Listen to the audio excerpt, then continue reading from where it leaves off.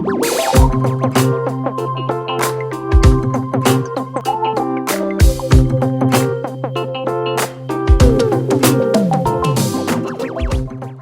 es el tercer panel de elecciones en pandemia, de consultores y consultoras de comunicación política de Argentina, donde estamos intentando pensar hacia dónde van las elecciones próximas y tratar de analizar qué es lo que está pasando con esta nueva pandemia, con estos nuevos temas y todo lo que ya estuvimos charlando en los otros dos paneles. Florencia Filador es directora de Reyes Filador y presidenta de ASACOP, que es la Asociación Argentina de Consultores Políticos. Se especializa en comunicación estratégica, estudio de opinión pública. Tiene amplia experiencia internacional, fue becaria Fulbright, realizó una maestría en comunicación política en la George Washington University en Estados Unidos, y es una gran amiga desde hace mucho tiempo, que hemos hecho varias cosas juntos. Ana Doria es licenciada en comunicación, hizo un máster en comunicación, cultura y ciudadanía digital en España. Es consultora en comunicación política, especialista en estrategia de comunicación digital, tanto en política, gobierno como instituciones. Tiene una amplia experiencia en campañas digitales y consultorías, y está especializada también en procesos de innovación democrática, participación ciudadana, gobierno abierto, temas muy innovadores hoy. Gracias, Anita, gracias, Flor, por estar. Daniel es un libre pensador que en este momento está... Un aventurero de la comunicación, básicamente. Con que un aventurero de la comunicación, como dice él, con quien nos hemos cruzado en más de un país, en cumbres, encuentros, etc. Con quien todavía no tuve el gusto de trabajar, pero seguramente en algún momento se va a dar. Es fundador y socio de iLatina, una agencia especializada en comunicación en campaña y gestión de gobierno, donde actualmente es director de aventuras, formalmente así llamado el aventurero. Básicamente es el director de aventuras. Y Patricio Mouche, licenciado en Gobierno, Relaciones Internacionales, hizo un posgrado en Comunicación Política, hace 10 años que trabaja de consultor con candidatos y gobiernos, y también en el sector privado en distintos países de Latinoamérica. Se especializa en proyectos de posicionamiento de interés de la opinión pública para sectores específicos, da capacitaciones, es docente, trabaja en el Instituto Nacional de la Administración Pública, en el INAP, y es presidente de la Asociación Nacional de Politólogos de Argentina y también socio fundador de ASACOP, junto con Anita, Flor y varios más. Bueno, Daniel quizá desaparezca en algún momento, porque anda complicado. No, desapareceré en función de la precariedad de la conexión. Eso me puede pasar, porque estoy en Honduras, en un lugar lejano de una buena colectividad. Estoy en una ciudad muy pequeña y en un congreso, en un foro, con lo cual, si desaparezco es por una cuestión de conectividad, no por otro momento. Se puede cortar, le pido 1000 disculpas si eso sucede. Eso, si desaparece no es mala onda, simplemente que lo desaparece la tecnología. Sí, si desaparece, puedo desaparecer si dice algo que me incomoda, pero no creo. La brecha digital. La brecha digital. La brecha digital me puede hacer desaparecer. Eso y cosas peores. Que espero no sucedan, ¿no? Ciertamente. Hay un tema que hablamos en los otros dos paneles también, que es un poco el gran disparador que generó estos encuentros de elecciones en pandemia, que es que llevamos más de un año en pandemia, ¿no? Muchos meses de cuarentena, más o menos flexibles, con muchos fallecidos, muchas contagiadas, muchos y muchos vacunados. Esta pandemia cambió la forma de relacionar, los vínculos, pasaron cosas. Y también cambió esta relación entre la política y la ciudadanía, entre los gobiernos, ¿no? Fueron sucediendo cosas y vamos a asumir unas elecciones que se tiraron un poquito más adelante, pero nos van a encontrar igualmente dentro de la pandemia en septiembre y noviembre. Y la gran pregunta es, y es para los cuatro, a partir de experiencia de ustedes y lo que están viendo y demás, es cómo se están preparando los y las candidatas para las próximas elecciones. Arranque quien quiera. Pido arrancar por las dudas que se me va, de Epideleter, ¿no? Para dar una respuesta breve y sucinta. Como siempre, hace las mismas cosas de siempre, no veo mucha diferencia, honestamente. Estoy acá en un país de Latinoamérica donde se está preparando para elecciones presidenciales, y salvo la utilización del barbijo y alguna suerte de distanciamiento social, no veo que haya mucha diferencia. Sí, los actos públicos y esas cosas que se suplen hoy ampliamente habiendo conectividad con todo tipo de plataformas, instrumentos, herramientas, pero no noto que haya una preparación específicamente destinada a una elección en pandemia, pero por ahí es mi mirada, no sé cuál será la mirada de los demás. Yo no noto algo muy... Y estoy en procesos electorales en Argentina también, participando de ellos, y no noto. Capaz que de acá a un tiempo se nota alguna actitud diferente, pero no noto una preparación muy específica dedicada a una elección en pandemia. Sí, yo me sumo con lo que decía Daniel. Yo como participar de una elección en Bolivia que en términos de campaña, lo que es la campaña, no modificó necesariamente tanto la pandemia, lo que se hizo. Hubo que adaptar y ajustar algunas cosas. Y creo que eso, hablando en particular de Argentina, va a estar dado un poco con algunas restricciones y cómo vaya respondiendo la gente por un lado, si se acopla a esas restricciones, si las cumple o no, y cómo va funcionando el resto de los candidatos. Pero sí creo que para poner una diferencia, si se quiere, tomando lo que vos decías, José, al principio, creo que, no sé si más difícil que otros años, pero muy difícil va a ser sintonizar el humor social en este contexto, ¿no? El descreimiento a la política, el rechazo a la política con la pandemia encima hace que ciertas paciencias en una elección poco interesante de medio término dificulte quizás con qué tema nos vamos a vincular con la gente. A mí, bueno, personalmente lo que observo es que sí se va a dejar un poco de lado el famoso cuerpo a cuerpo que es tan solicitado, en especial para espacios como el peronismo. Bueno, también ya lo veíamos viendo en especial en el caso de Juntos por el Cambio con el famoso timbreo. Eso va a reducirse bastante y también un poco lo que pasa, por ejemplo, con la investigación de la opinión pública, está mutando bastante hacia lo online. Entonces se están generando, no sé, por ejemplo, la otra vez estábamos hablando con un equipo para armar el tema de redes para un candidato y bueno, nos comentaba el equipo que está súper complicado el tema de la pauta, por ejemplo, la pauta online, como bien sabrán, bueno, se establece una especie de licitación, si se quiere, a ver quién pone, digamos, el precio más alto. Bueno, Anita y obviamente Jorge nos podrán comentar, Pepe nos podrán comentar un poco mejor, pero bueno, sí vemos ahí una competencia como bastante fuerte y sí que está ganando el online muchísimo terreno, e inclusive nosotros como investigadores de opinión pública estamos dejando de hacer muchas cosas presenciales para pasar al online, grupos focales, encuestas, aunque bueno, algunas las tenemos que combinar con presenciales y así, pero sí vemos una predominancia, a diferencia de otras elecciones, de lo online, por supuesto. Y ¿acaso, Flor, no te parece claro para quedarse? Ya ha venido, esta situación ha acelerado los tiempos, acaso, pero venía en ciernes. Sí, tal cual, quinta fondo le pusieron. Esto de que solo aceleraron un poco más, pero me parece que venía en ciernes. Yo no soy, soy un hombre grande, no soy ni millennial, ni centennial, ni ningún alien. Pero Baby boomer. Me parece que sí, eso exactamente, no quiero decir mi edad por una cuestión de coquetería, pero exactamente ahí, en ese lugar me ubico. Pero venía sobrevolando. Bueno, perdón la interrupción. Anita. Yo iba a sumar, antes de meternos en lo digital, que creo que nos va a llevar gran parte de la conversación, algo previo a pensar la campaña, que quizá está bueno que Pato y Daniel, que ya vienen de elecciones que ya sucedieron en otros países, es la previa a pensar la campaña, es como la incertidumbre de los candidatos y las candidatas a cómo voy a hacer la elección, cómo voy a hacer la campaña. Una vez que arranca la campaña, creo que ya no aparece nada nuevo y nos acomodamos rápido, pero pensar la previa y de parte nuestra es como, se va a poder hacer una campaña, solo necesitamos un poco más de creatividad, más cuidados, cuidar a la gente en cuanto a los cuidados del COVID, porque evitar los lugares de encuentro, promover el uso de barbijo, el distanciamiento y demás, pero calmar esa incertidumbre a cómo lo vamos a hacer. Y también pensar que lo digital no nos va a resolver todo si hacemos todo digital, pensando que lo digital nos viene a salvar todas las papas, ¿no? Hay como una... No, porque lo digital no te ayuda para el día de las elecciones, el territorio, lo digital, eso sí, no sé cómo se podrá reemplazar, ciertamente.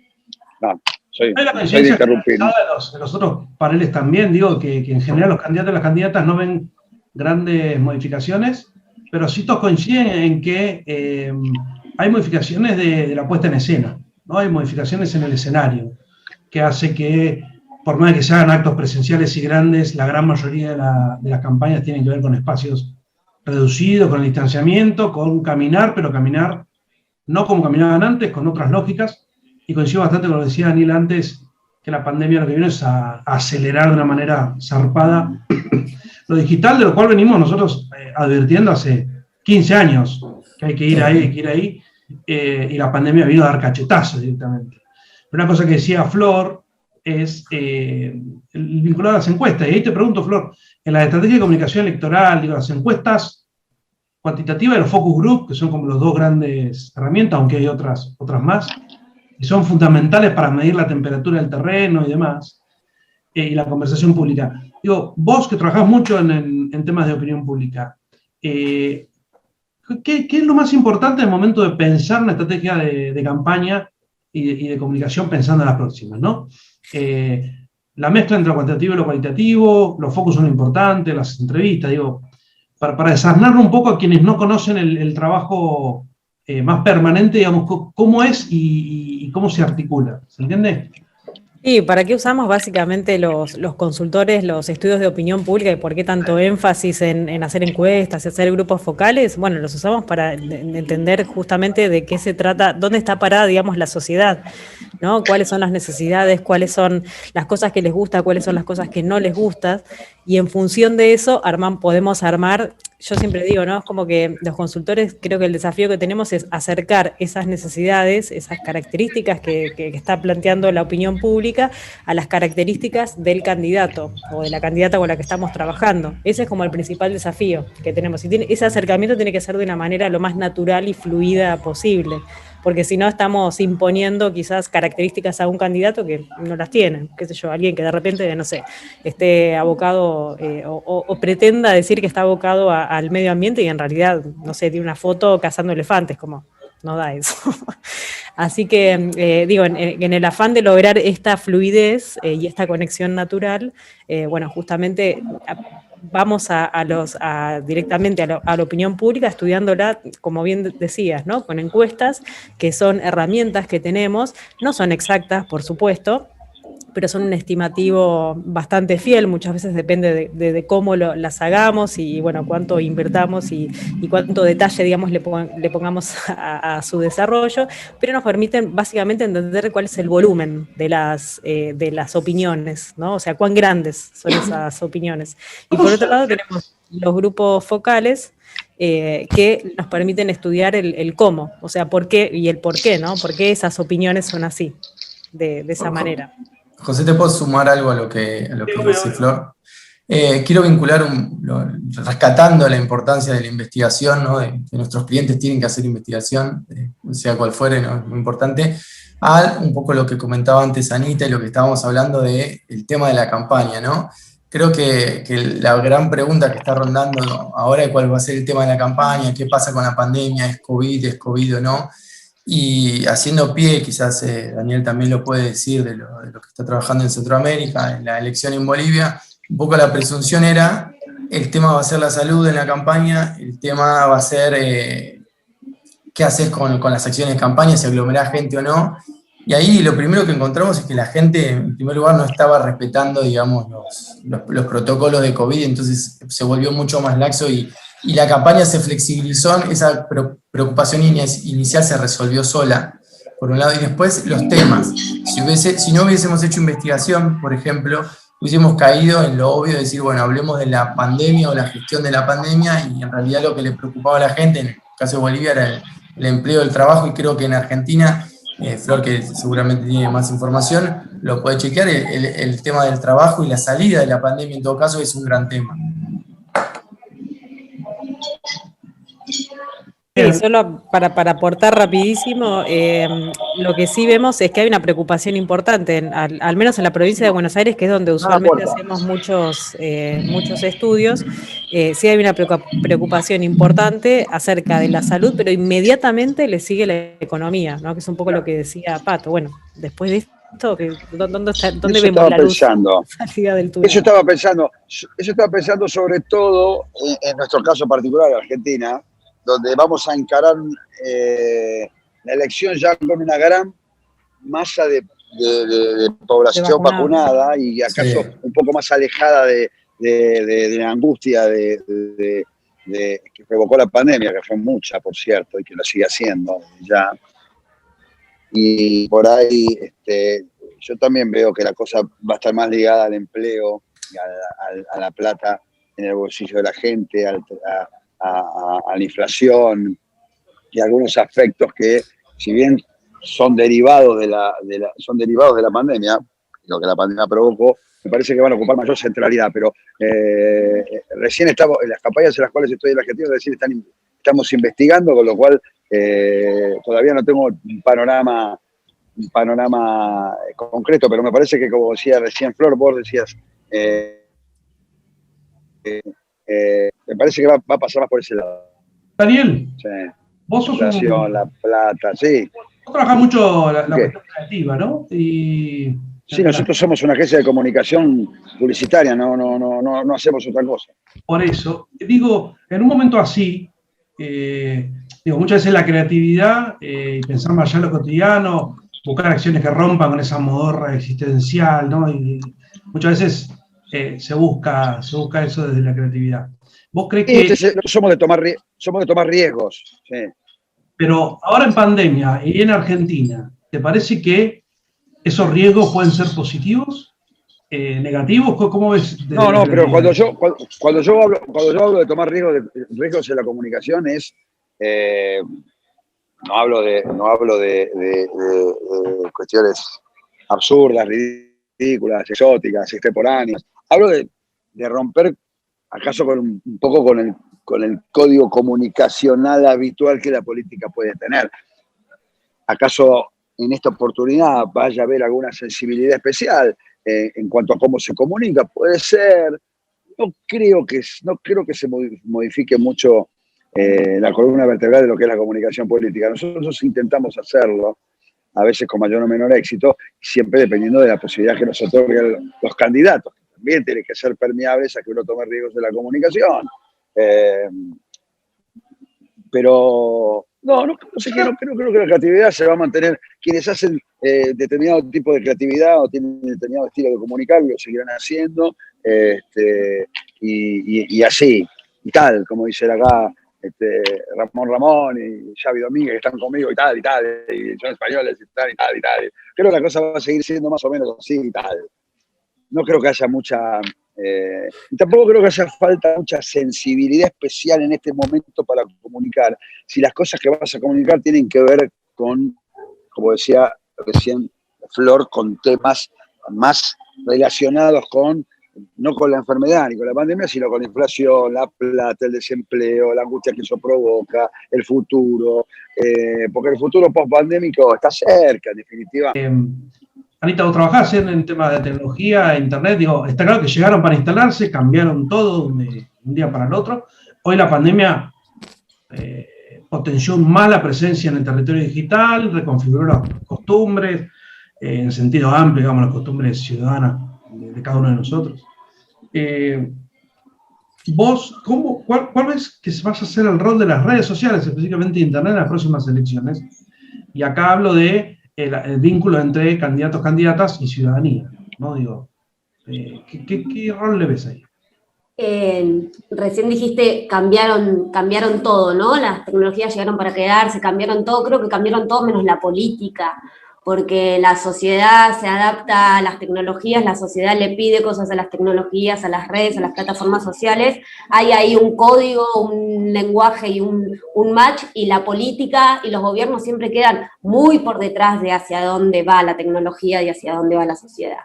Eso por un lado, y venimos hace muchos años diciendo que el camino es ese, y hay como una no comunicación, o no querer comunicarse realmente con la gente, porque la gente, la sociedad, los vecinos, las vecinas, estamos en las redes, en internet. ¿Y las redes van a ser importantes en estas elecciones? ¿Fueron importantes? Claro que sí, porque la gente está en las redes. Pero el rol que puedan llegar a tener va a depender de cómo se usen y entendiéndolas o pensándolas de dos maneras, o como un medio más para difundir nuestros mensajes, nuestras ideas, que se hagan virales y llegar a ser trend topics, o como estos espacios de diálogo, de encuentro y de conversación con la ciudadanía. Bien, y viste que la tecnología, digo, Flor en algún momento decía, llegó la tecnología y se metió en la forma de hacer los estudios. Ahora, se metió la tecnología en las encuestas cuantitativas, se metió en los focos, se metió. Vos, Patricio, que trabajás con encuestas y sabés que los estudios son centrales. La incorporación de lo digital en la elaboración de estas encuestas, ¿mejoró, empeoró los estudios? ¿Cómo lo está viviendo? Mira, yo por lo menos, por la experiencia que tengo, hablo, digamos, de comparativamente en la práctica de ver encuestas y ver focus entre una modalidad y otra, no creo que ni mejoran ni empeoran, simplemente suman una herramienta más de cómo hacer investigación, creo que diversifica en ese sentido y suman alternativa. En este contexto podemos plantear, decir, bueno, se suma una alternativa para hacer investigación que si no sería imposible hacerlo, nos da, digamos, la posibilidad de seguirlo trabajando, tiene sus limitaciones, estábamos hablando al principio bromeando con la brecha digital, creo que esa es digamos, una gran dificultad, pero como también la pueden tener en todo caso algún método más clásico de decir, bueno, hacemos encuestas cara a cara en un país con muchísima inseguridad o violencia política, donde hay una limitación en expresar la opinión en público. Todas las herramientas, lo que quiero decir, van a tener alguna limitación. Yo creo que llegaron de vuelta para quedarse, que en muchos casos funcionan muy bien y se acercan a lo que terminan pasando después o nos permite leerlo bien, pero lo que sí creo, digamos, que cada vez más, por cómo se van conformando nuestras sociedades, tenemos que hacer una triangulación intermedia, digamos, en términos metodológicos. No podemos trabajar solo con encuestas presenciales, con focus grupales, no importa si son online o presencial, tenemos que trabajar con distintas herramientas que nos acerquen un poquito más a lo que está pasando en la sociedad. Es bastante más difícil que antes poder comprender lo que pasa.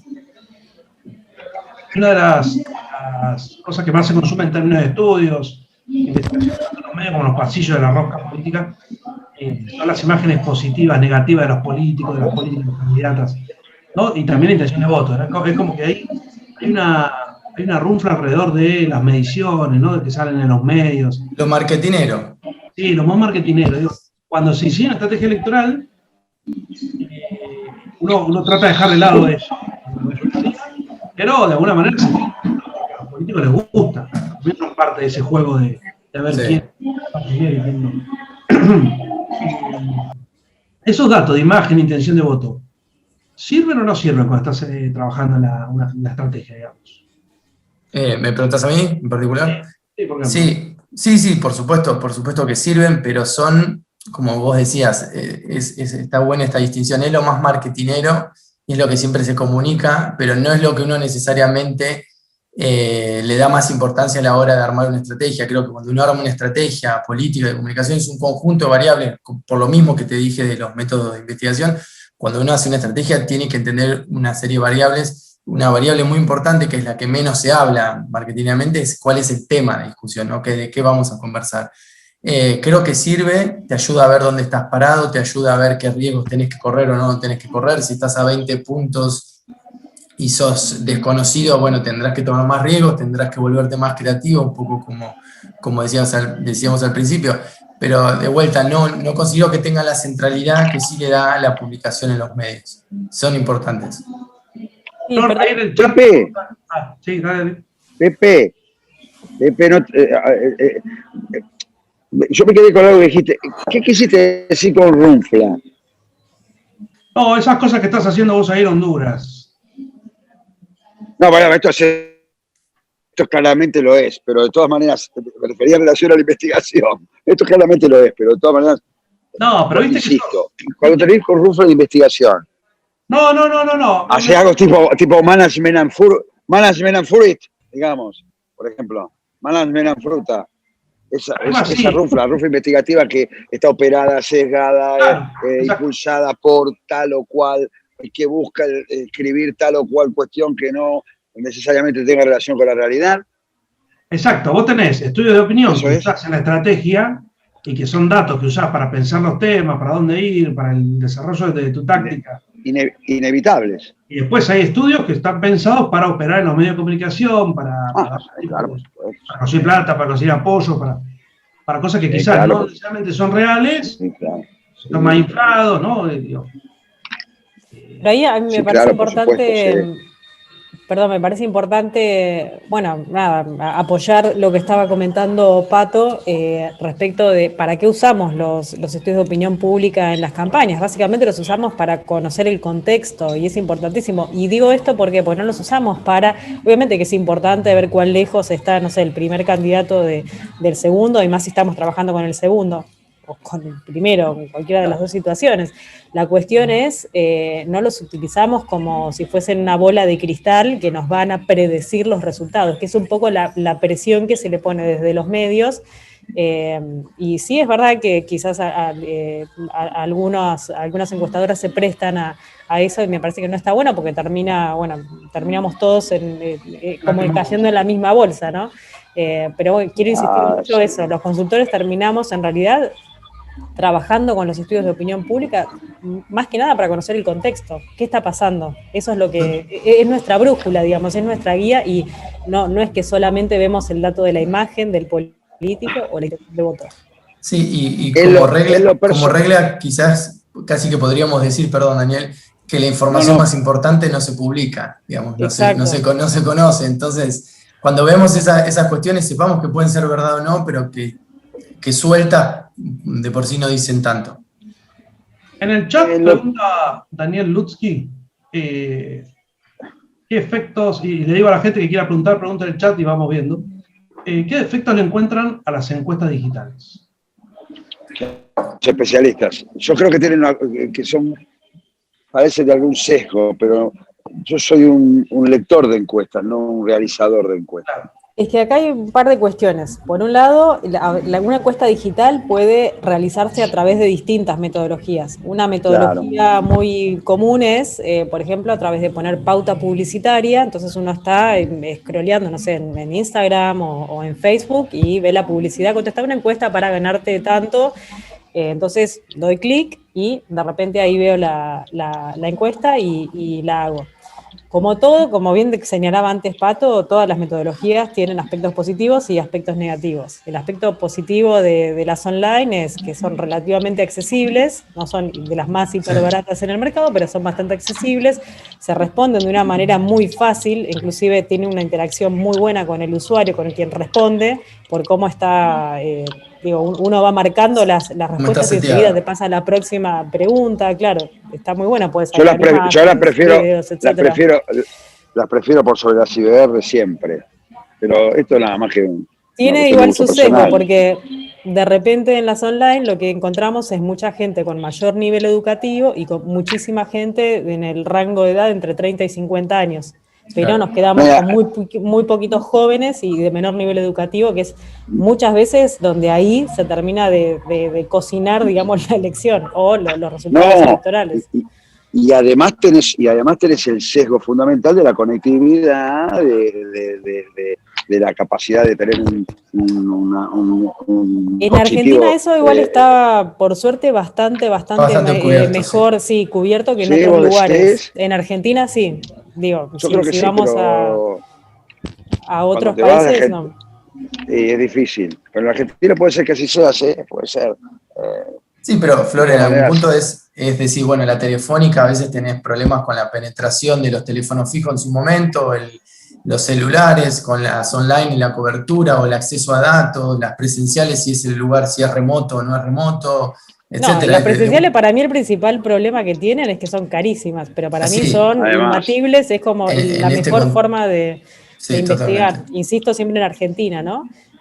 Hablando, porque bueno, obviamente un lugar quizás como Bolivia o como Paraguay donde la penetración es mucho más dificultosa, o no sé, República Dominicana, meterte en la selva, o Perú, bueno, es muy complejo, pero sí definitivamente en Argentina, aquella campaña que tiene la posibilidad de pagar encuestas domiciliarias, la verdad es que es lo ideal, porque además siempre tenemos el control de calidad de los encuestadores. Que las personas, valor de la información, sí. Claro, porque si me están mintiendo, el encuestador que además son encuestadores que ya vienen haciendo mucho trabajo de campo y se dan cuenta cuando la gente está contestando de manera inconsistente, tiene el atino de quizás repreguntar o quizás directamente descartar ese cuestionario que no está bien hecho.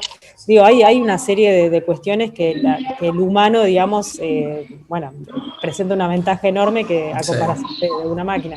En el caso de las IBR, como bien comentaban antes, sí, también hay otros sesgos importantísimos, como por ejemplo, responden mujeres, muchísimas mujeres, mayor nivel educativo y mayor edad.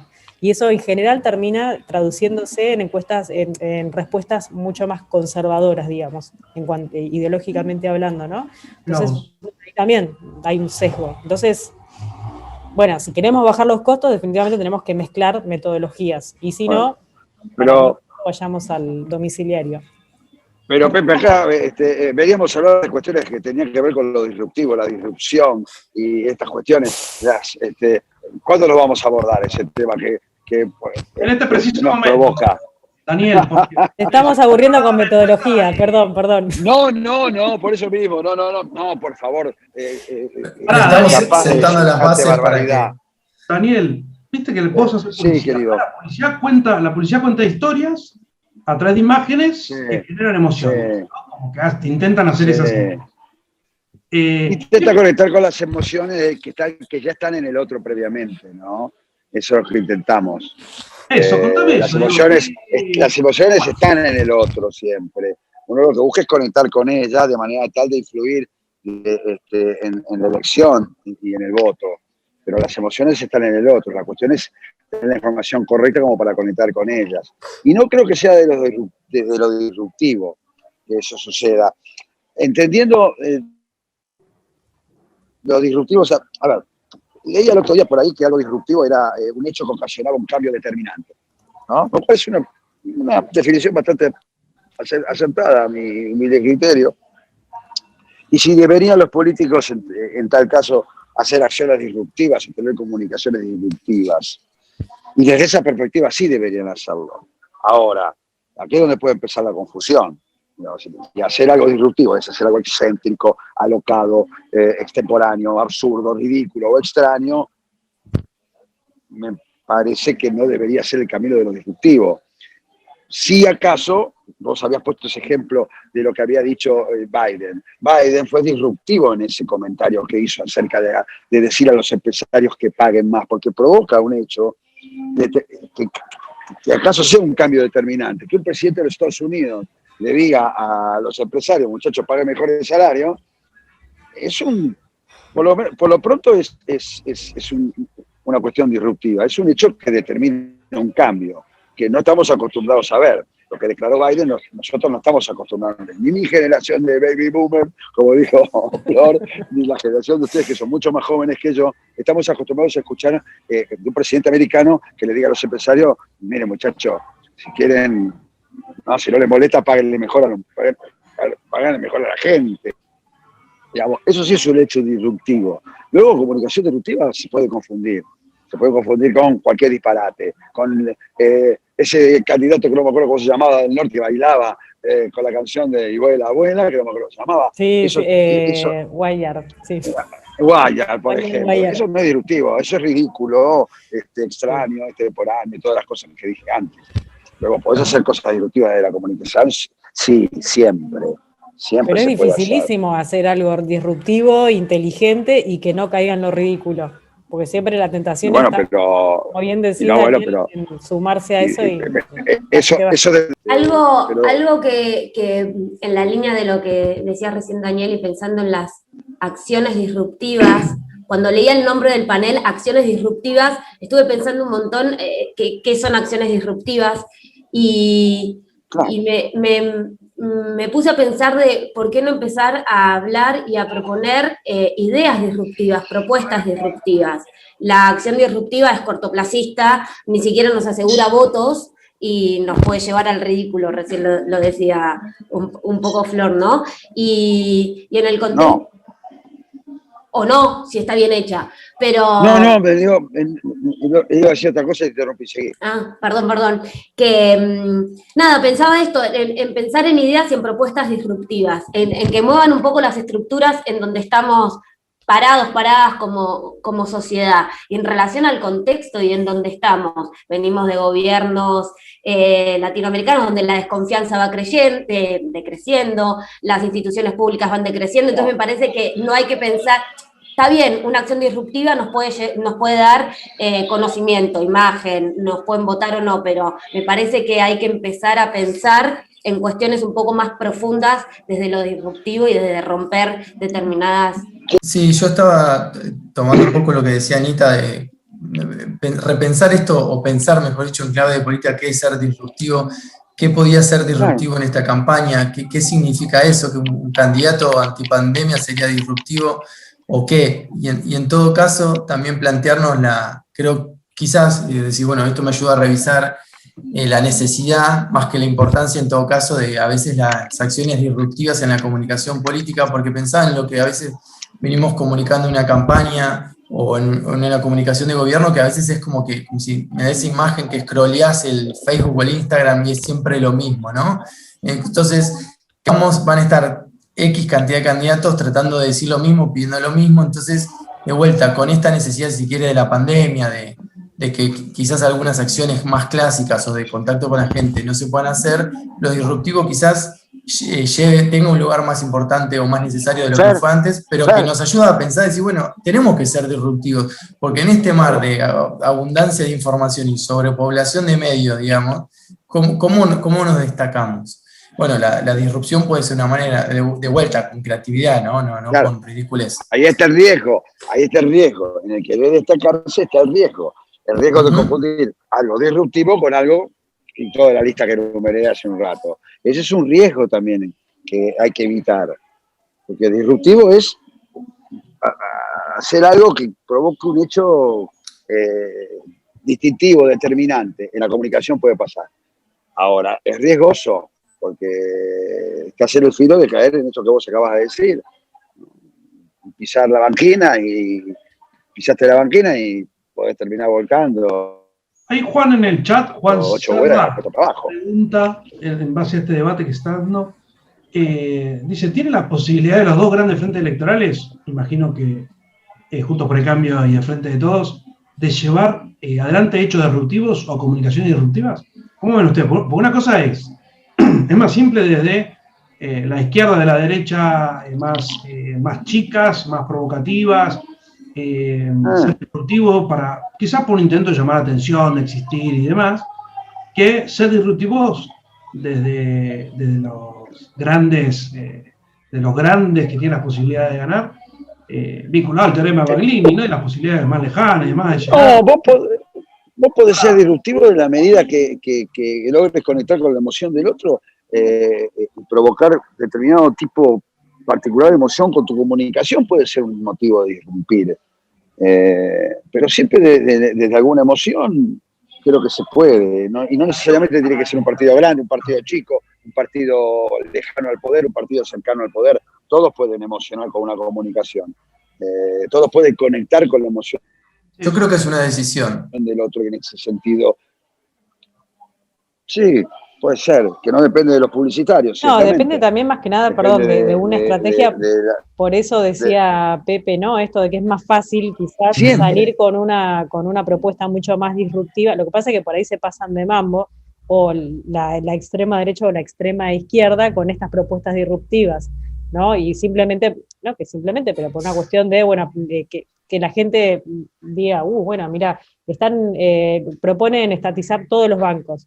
Claro, sí, nos vamos a poner a hablar de eso, obvio. Bueno, pero eso no es disruptivo, eso es extravagante, no es disruptivo. Creo que sí, depende de dónde nace la disrupción, digamos, en este caso. Si nace de la necesidad, porque estoy en el fondo y necesito resaltar, o nace, digamos, de una intencionalidad de destacarme, de ser más creativo, de proponer algo distinto. O de la estabilidad que ya sabes que tenés, que por eso vas a querer, exacto. Ahí la pregunta estratégica ese es el riesgo. ¿Vas a querer romper esa? Corro el riesgo, vengo ganando, vengo bien, o vengo haciendo las cosas de cierta forma, tengo la necesidad de romper esta inercia y genera algo nuevo. Bueno, por eso decía que en todo caso es una decisión que puede responder o no a cuestiones estratégicas. Ay, se callaron todos. Sí, pasó un ángel. Malísimo, perdón. Se interrumpieron todo el tiempo y de repente ¡pah! Fui disruptiva, sí. Se callaron. Bien, los voy a sacar de la irrupción un segundo. Quiero ver cómo ven, digo, y quizás Flor, vos podés ayudarnos a pensar un poco. Vieron que es re común que los oficialismos siempre están como más cómodos para ganar las elecciones, ¿no? Como se da casi siempre los oficialismos, es muy discutible, hay casos en que no, obviamente. Digo, la pandemia pone en discusión la gestión de la pandemia, de los oficialismos, el que sea, nacional, provincial, local, todos tuvieron que gestionar de alguna manera la pandemia, la vacunación, la apertura y cierre de actividades, la calle, el conflicto social.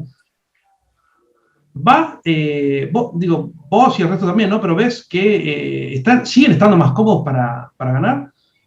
Bueno, en primer lugar, ¿por qué siempre se dice, ¿no?, que el oficialismo tiene como mayores ventajas? Y bueno, porque vienen gobernando, tienen mayor visibilidad y además cada vez que habla, no sé, un gobernador o un intendente o un diputado, se lo va a escuchar. Digo, en los medios al menos va a aparecer un espacio mayor o menor, pero se los va a escuchar.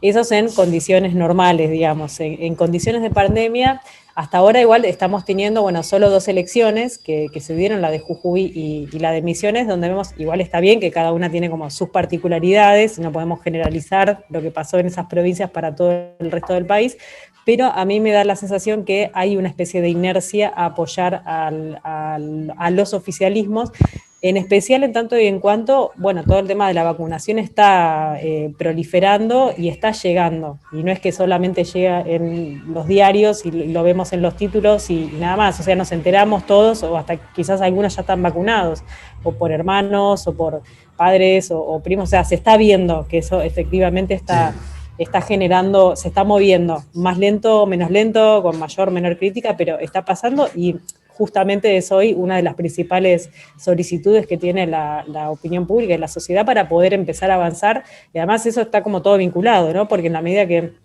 se pueda empezar a vacunar, también se empieza como a activar un poco más, muy lentamente, pero sí se empieza a mover un poquito más la economía, que también es, como decía antes, el otro tema que inmediatamente viene de manera de reclamo, ¿no? Y probablemente haya algún tipo de reactivación económica o intentos, por lo menos, de los gobiernos como para paliar un poco la situación. Me parece que va a ser central ese diálogo, Hay ¿no? pequeños atisbos, pero son muy desde la macro y eso todavía no está llegando a las familias argentinas. Pero de acá a septiembre hay tiempo todavía para... Estaba pensando en una cosa en función de lo que decía Flor en esto de la ventaja o no de los oficialismos. Primero que creo que, por lo menos acá en Argentina, en teoría llegaríamos a una de las primeras elecciones casi con la pandemia pasando en algún punto, distinto a las otras que vimos en la región. Eso es como, salvo los casos de Jujuy que comentaban, eso es una novedad porque hasta ahora están diciendo los oficialismos pierden con esta pandemia, no sabemos qué va a pasar. Creo que hay una necesidad muy grande de dejar atrás la pandemia de parte de la gente, no sabemos qué va a pasar en todo caso con eso, pero digo, ¿cuál es el problema del oficialismo y o la ventaja de la oposición? La oposición siempre sintoniza desde, digamos, de la queja y la crítica, y creo que ahí en este contexto, en este humor social, hay un desafío muy grande, porque una oposición que sigue poniendo como tema en el tapete la queja, la crítica, lo que no se hizo, lo que falta, con una sociedad que muy posiblemente quiera sacarse encima todo lo que pasó en la pandemia y mirar hacia adelante, entonces, ojo con esto de decir los oficialismos la tienen del todo difícil, porque ¿desde qué lugar va a conectar la oposición? O sea, si yo no critico y no me construyo como oposición, bueno, el desafío es una oposición propositiva, que es lo que en particular a la Argentina le cuesta bastante, ¿no? Caen siempre en la fácil, en la grieta que se dice, pero del lugar de la crítica, no de la proposición. A mí me surge una duda, y de hecho es más de pregunta, José, permiso, pregunto, tanto a Flor como a Pato, es si va a haber diferencias en las PASO y las generales en la evolución de la pandemia y de la vacunación. No va a ser el mismo escenario en septiembre que en noviembre, y si los resultados de septiembre van a condicionar a noviembre, o si lo que suceda con la pandemia entre septiembre y noviembre va también como a a tener algún rol significativo. Mira, hasta ahora la historia, lo que venimos viendo es que en general lo que pasa en las PASO, valga el juego de palabras, después se termina confirmando en las generales. Y además también hay otro componente, ¿no? Que este año son elecciones legislativas, son elecciones donde la gente en general es como que le cuesta mucho engancharse, porque la verdad es que no se termina como de entender bien qué está en juego, qué pasa, para qué sirve un senador, qué hace un diputado, qué hace un concejal, no sé. Entonces, en ese sentido es como que genera mucho menos conexión, digamos, con la elección. Entonces, la verdad es que lo que termina pasando en las PASO después es como que imprime a fuego lo que va a pasar en la general. Y en relación a la vacunación, yo creo que, bueno, es que ahí por eso un poco, esa fue como la base, ¿no?, del debate en su momento entre el oficialismo y la oposición, si daba para postergar las elecciones o no, que la oposición decía que no. Sí. Claro, el oficialismo, y sí, estaba pensando, tenemos más chances de llegar con mayor vacunación, entonces obviamente eso les va a permitir un mejor contexto. Sí, agrego a esto que está bueno, ¿no? Si pensamos la historia de las PASO en Argentina, confirma totalmente lo que dice Flor, ¿no? Y no sabemos si en este caso habrá alguna excepción o no, si afecta a la pandemia. Estamos presuponiendo que la pandemia va a afectar un montón de cosas, ¿no? Creo que a lo que más nos afectó es a nosotros y esta necesidad ya psicológica que está instalada en la gente de sacársela de encima. Pero creo que sí, lo que se suele poner en juego, por lo menos en las últimas elecciones legislativas, independientemente del resultado electoral, es un resultado simbólico. Entonces me parece a tener en cuenta qué es lo que va a pasar con esta elección de septiembre a noviembre y después de noviembre, es qué se puso en juego en esta elección, qué pone en juego el oficialismo y qué empieza a construir, porque en algún punto, ojalá así sea, después de las elecciones legislativas dejamos atrás la pandemia y empezamos a mirar, digamos, otra realidad. Entonces, ¿qué construye simbólicamente el oficialismo en esta elección para lo que viene después? ¿Y qué construye la oposición con todos los desafíos que tiene en Argentina, la interna de Cambiemos, interna radical, etcétera, etcétera? Entonces, me interesa más allá del resultado pensar, bueno, cuáles son esos componentes simbólicos que nos van a quedar, como su momento del triunfo en la provincia de Buenos Aires o no, quién le ganó a Kirchner, etcétera. ¿Qué pasa con eso ahora que se pone en juego? Perdón, una cosita rápido para agregar, es que sí me parece interesante lo que está pasando en cuanto a los espacios, ¿no? Está pasando como un poco al revés, digamos, de como en general venía la historia. Tenemos un Frente de Todos que está mucho más cohesionado, mucho más unido, mucho más controlado, digamos, y tenemos un Juntos por el Cambio, en especial lo digo por la provincia de Buenos Aires, donde, bueno, está como, hoy lo que vemos es peleas por doquier en los medios entre las distintas facciones de ellos, ¿no? Entonces hoy un poco sí, lo que las PASO quizás a ellos van a ser importantes como para ver, bueno, primero para llegar a las PASO va a haber una campaña donde pareciera ser para plantearse, digamos, una campaña como fuerte, ¿no? Entre las distintas facciones de Juntos por el Cambio. Eso inherentemente van a terminar dañados. Por eso lo ideal sería que hoy pudiesen sentarse, hablar y terminar o al menos al momento de armar las listas, bueno, terminar de establecer en paz, digamos, las distintas diferencias. Pero bueno, porque después la verdad es que hay muy, muy poco tiempo entre las PASO y las generales como para, bueno, poder reconstruir, digamos, y sanar más o menos esas heridas que van a quedar en las PASO. Digo esto porque, bueno, nada, terminaría siendo una elección donde justamente Juntos por el Cambio, que usualmente son muy cohesionados, digamos, en cuanto a la forma de presentar sus listas y demás, o sea, siempre lo tenían bastante ordenado al espacio, un espacio de diálogo, de negociación, etcétera. Bueno, sí, la diferencia es que ahora se está discutiendo un liderazgo hacia el 2023, que es lo que dice Pato, cómo va a quedar acá. Exacto. Entonces ahí empieza a aparecer las diferencias. Sí, con una doble discusión, si querés, ¿no? Dentro del radicalismo y dentro del PRO, que esa sí es una distinción muy grande, que si bien el PRO ha tenido internas y las conocemos, pero la ha resuelto de otra manera. En esta elección parecen, al menos por ahora, tener más virulencia, si quiere, por la notoriedad que tiene. O sea, que se haga público me parece que es significativo de lo que puede estar pasando internamente. Y en el Frente de Todos todavía nadie discute la sucesión de Alberto. Entonces, las discusiones van por los casilleros que puedan lograr Y otro dato interesante me parece de la elección, aparte de que es legislativa y es central eso, es que no es una, ¿no? Son 24 provincias distintas, por más que después de los medios se intenta de alguna manera nacionalizar los resultados, no dejan de ser 24 historias independientes que después se van a sumar en un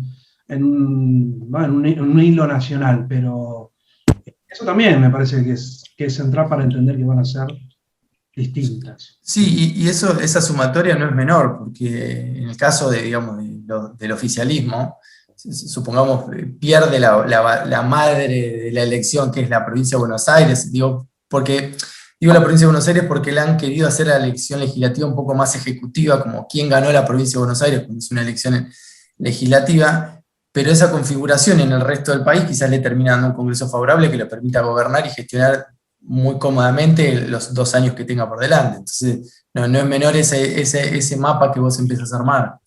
Claro. Pero es pedirle demasiado, digamos, a la ciudadanía que se pongan a sacar cuentitas de a ver cuántos diputados entran en cada distrito. Claro. O sea, No, sí. La verdad que uno está en otra, o sea, y está bien que estemos todos en otra. Sí. Veo que como que se minimiza mucho 2 temas que para mí son centrales en las próximas elecciones. Creo que vamos a 2 elecciones distintas, una en septiembre y una en noviembre. Me parece que la pandemia va a influir mucho más de lo que en general venimos charlando en estos paneles. Son momentos de la pandemia distintos, hoy, septiembre y noviembre. Digo, se puede llegar a septiembre con todo el pueblo vacunado, lo cual podría hacer que la vacunación ni siquiera sea un tema, y si no es un tema, es el problema para el oficialismo nacional de que los temas van a ser la complejidad económica y social. Sigue siendo la vacunación, puede seguir esta grieta, ¿no? Hoy tenemos 2 grandes temas. Campaña de vacunación frente de todo, abran las escuelas, cambiemos, ¿no? Esos son como hoy los 2 grandes temas instalados. ¿Se puede llegar a esos 2 o no? Digo, no sabemos. Y para mí lo digital va a tener un rol central. No digo que sea, como se llama, de efecto profesional, digamos, porque laburo mucho el tema digital, pero me parece que ahí hay un rol central que muchas veces, que siempre se minimizó, siempre, y que me parece que se sigue minimizando la potencia que uno tiene o lo complicado que puede ser que el otro gane el territorio digital de una manera mucho más efectiva. ¿Y a qué voy con esto? Los políticos y las políticas no entienden todavía de qué se trata el territorio digital. No lo entienden ni lo ejercitan. Hay casos aislados en que sí. Siguen creyendo que las redes sociales son ventanas donde publicar mensajes y que la gente los vea. Cuando la gente no los ve. Casillas de prensa. Sí, sí, lo mismo que hace años que venimos planteando, ¿no? Y viendo qué es lo que nos sirve. Y el problema es que en lo digital la competencia no es solo electoral. Yo compito contra todo un bagaje de información que son mis amigos y mis amigas, mis familiares, mis intereses. O sea, hay una hiperinformación, por eso, todo el sector privado.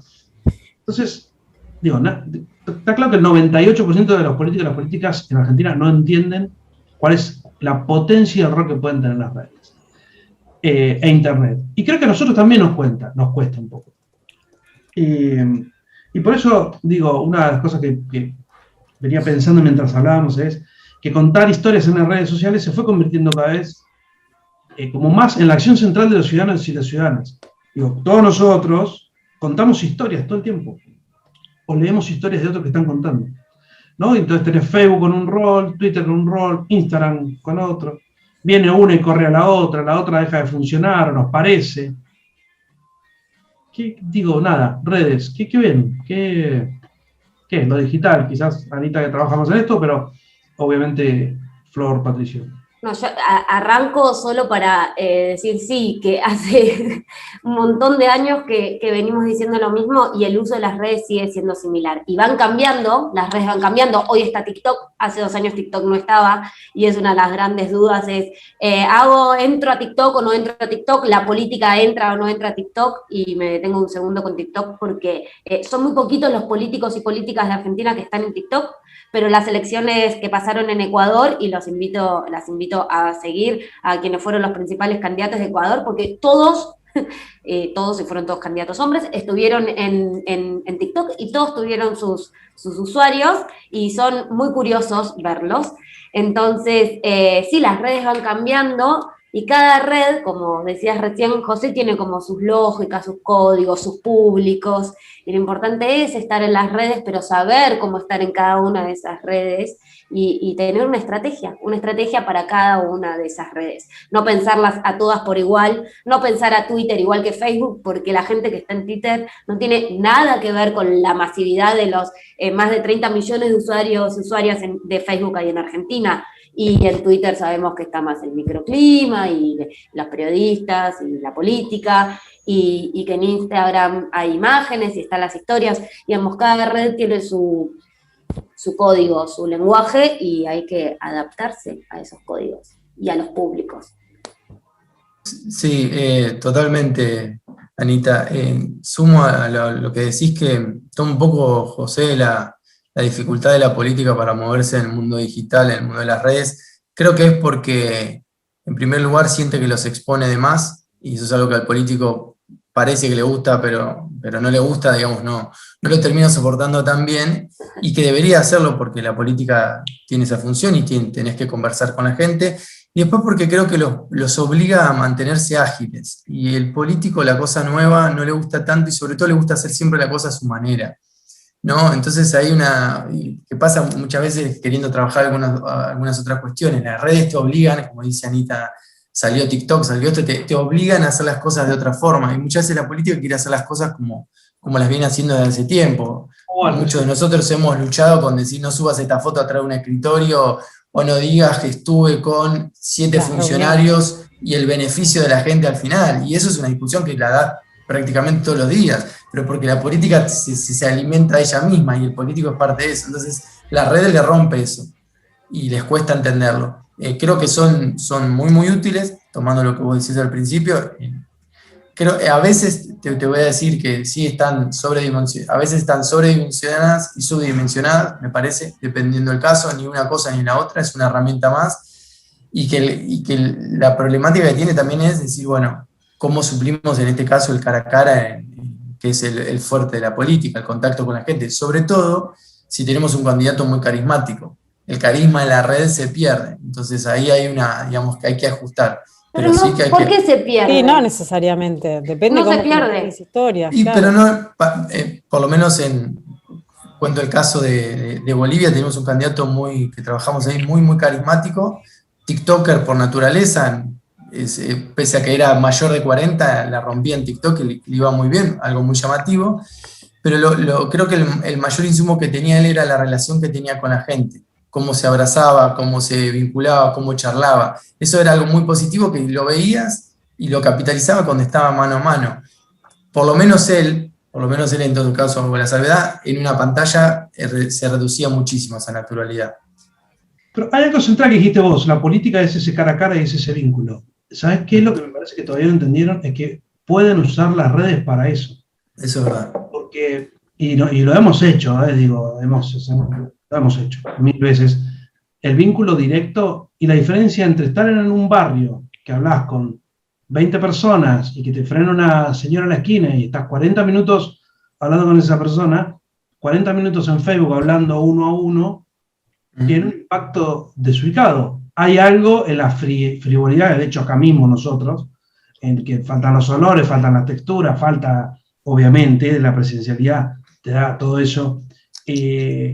Pero la cantidad de gente con la cual vos podrías hablar mano a mano y generar ese ida y vuelta, que nadie tiene ganas de hacerlo. Yo creo que pasa más por lo que decías antes, Patricio, los descoloca lo que tienen que hacer ahí, no saben cómo hacerlo, no se sienten cómodos o cómodas.